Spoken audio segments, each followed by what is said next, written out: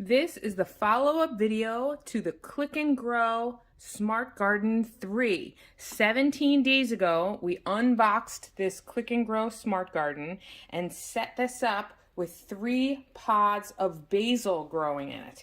And it's flourishing. You can see that I haven't added anything to this garden at this point, including water. So you can see that the float has really gone down. I should add water to that now to bring that float back flush up against the top of the garden. But these basils look really happy, but they also, to me, look really crowded. The Smart Garden instructions and the app does not say to trim back any of the plants, to thin them out, because they insist that basil is an annual plant and it's not going to last forever. But I intend to plant these out in the garden in the spring. So after 12 weeks, Click and Grow says that if your plants are looking aged, ditch them and replace the pod. But my garden doesn't start and end with Click and Grow. I'd like to plant these out. So what I'm going to do is I am going to thin these out. And what I'll do is I'll thin them to 3 sprouts per plant. And I'll pick some of the larger sprouts to keep. But they did put like a forest worth of seeds in these little buggers. So there's a ton of basil growing in here. And I just can't imagine that if they stay this crowded, that they could possibly be happy plants. So we're going to do them a little favor and give them some space. Here, now we have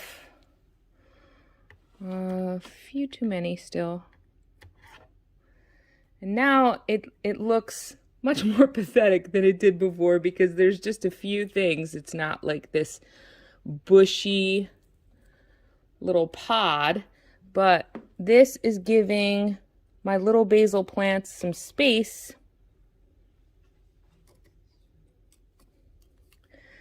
and room to grow.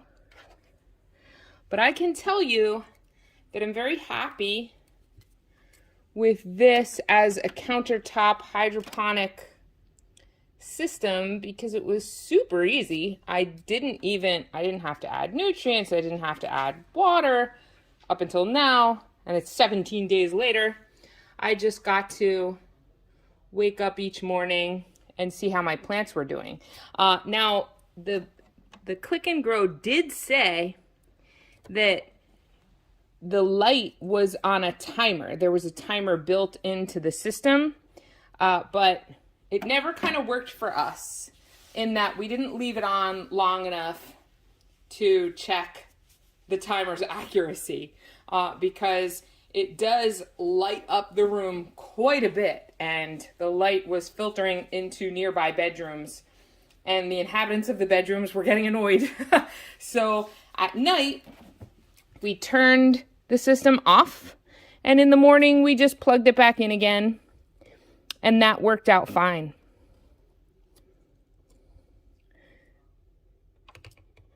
So that's something that I can't really attest to as far as the functionality of that part of the system, but it is supposed to be off for 8 hours and on for 16.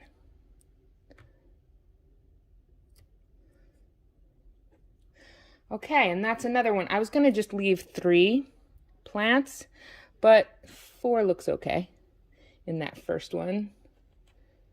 This one does only have 3. But it's important to note that I'm clipping them rather than pulling them. If you pull the plants out, I imagine you'll disturb the roots of the plants that you want to leave and do very well. So rather than disturbing those root systems, I'm just clipping away the plants that I want to stop from growing any further. And that's the Click and Grow so far. I'll give you a little look around the sides of it. this is set up. Oh, and I took the domes off. These are the plastic domes that were on top of the little seed pods. I took those off as soon as the plants started to touch those domes. And then I just let them grow after that. But you can see it's just on our little shelf here next to the printer and another houseplant. Here we go. We're all done trimming the basil plants. Now there are only 3 or 4 little sprouts in each one of those pods. I think that's going to give them a much better shot to be healthy plants when they grow up. As they get even bigger, I'll trim it down to 1 each pod. But this, again, this is day 17 of the Click and Grow Smart Garden 3. You can see the first video where I unboxed it and set it up previously in my channel. And I'll link it in the description so you can check it out, what it looked like when I unboxed it. It was very simple to set up, very few pieces, and took literally just a few minutes. So this is the product so far, and I'm really happy with it.